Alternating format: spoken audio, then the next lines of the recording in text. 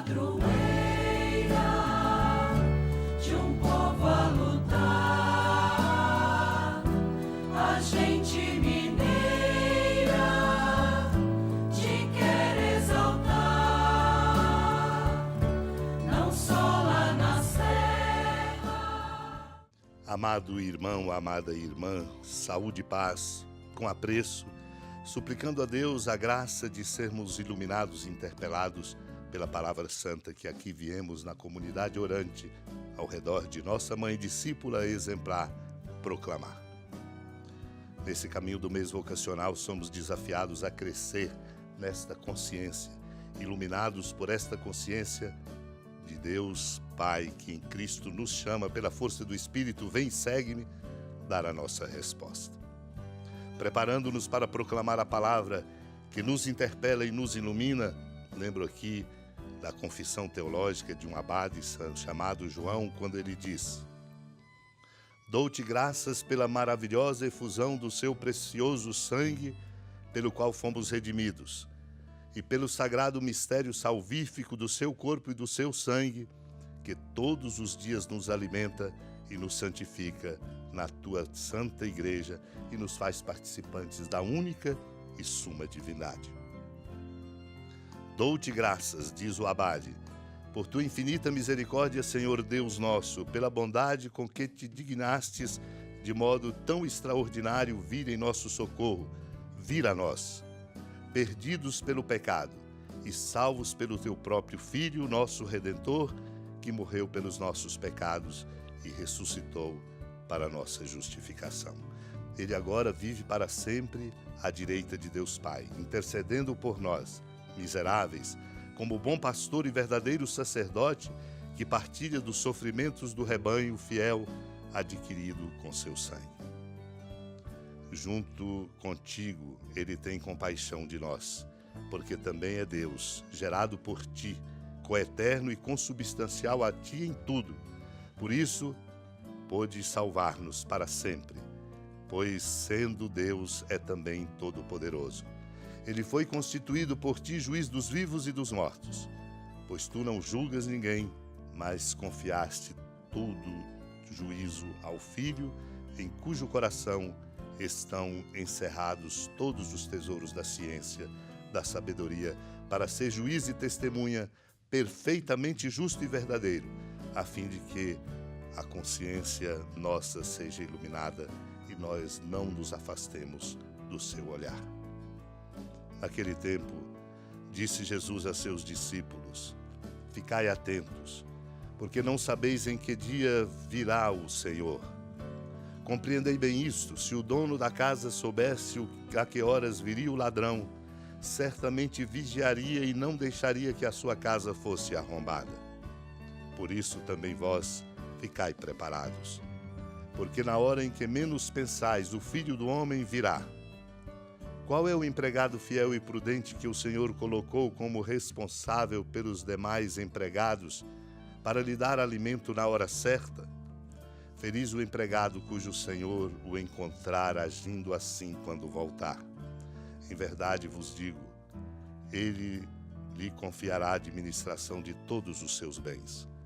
Mas se o empregado mal pensar, meu senhor está demorando, e começar a bater nos companheiros, a comer e a beber com os bêbados, então o senhor desse empregado virá no dia em que ele não espera e na hora em que ele não sabe. Ele o partirá ao meio e lhe imporá a sorte dos hipócritas. Ali haverá choro e ranger de dentes. Amado irmão, amada irmã, somos chamados a viver sempre vigilantes, comprometidos com o bem. Por isso o Senhor diz: ficai atentos, porque não sabeis o dia e a hora que o Senhor virá. Se o dono da casa, diz ele, soubesse a que horas o ladrão viria, certamente vigiaria e se prepararia para não ser roubado. E o Senhor nos chama advertindo-nos: ficai preparados, porque na hora em que menos pensais, o Filho do Homem virá. Não podemos simplesmente ser permissivos, não podemos deixar de nos comprometer com o bem e com a verdade. Não podemos absolutamente relativizar aquilo que devemos fazer na coerência de vida e na autenticidade que nos é exigida. Por isso o Senhor lembra do empregado fiel e prudente que o Senhor coloca na sua casa. Feliz é esse empregado cujo Senhor o encontrar agindo como deve, não relativizando aquilo que é o compromisso com o bem e com os valores, porque a este será confiada a administração de mais bens. Mas se um empregado mal pensar, meu senhor está demorando, e começar a práticas inadequadas, comendo, bebendo, batendo nos outros empregados, quando o senhor chegar na hora em que ele menos espera e não sabe, será castigado. Ele o partirá ao meio e lhe imporá a sorte dos hipócritas, onde haverá choro e ranger de dentes. Instrui-nos São Columbano, um abade do século VI. Sigamos a vocação que nos chama da vida para a fonte da vida. Fonte não apenas de água viva, mas de eterna vida, fonte de luz e de claridade. Dela tudo provém, sabedoria e vida, luz eterna. Autor da vida e fonte da vida, Criador da luz e fonte da luz. Portanto, desprezando o que se vê e ultrapassando o mundo até as alturas dos céus, busquemos, quais peixes muito inteligentes e espertos, a fonte da luz, a fonte da vida, a fonte da água viva, que é Cristo. Supliquemos essa graça de viver procurando, para que nós possamos ser autênticos discípulos e discípulas dele, a exemplo de Maria. Supliquemos. Senhora da piedade, Mãe Virgem do Cristo Deus. Lembrai-vos, ó piedosíssima Virgem Maria, que nunca se ouviu dizer que alguém daqueles que, tendo recorrido à vossa proteção, implorado a vossa assistência e reclamado o vosso socorro, tenha sido por vós desamparado. Animado com igual confiança, a vós recorro, ó Virgem das Virgens, e gemendo sob o peso dos meus pecados, me prostro a vossos pés.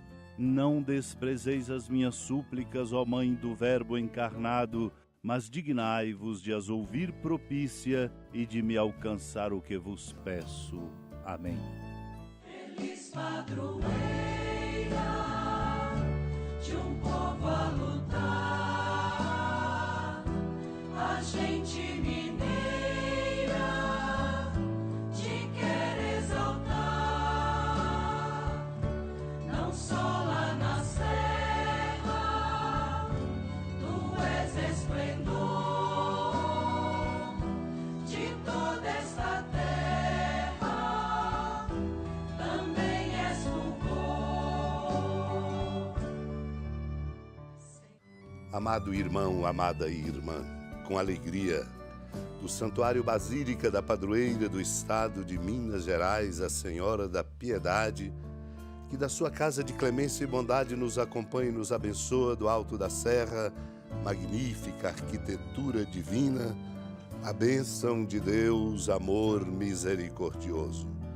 Pai, Filho e Espírito Santo, desça sobre sua família, proteja sua casa, sustente sua vida, fecunde o caminho missionário de nossa igreja e nos encha de sabedoria e permaneça conosco para sempre. Amém. Feliz padroeira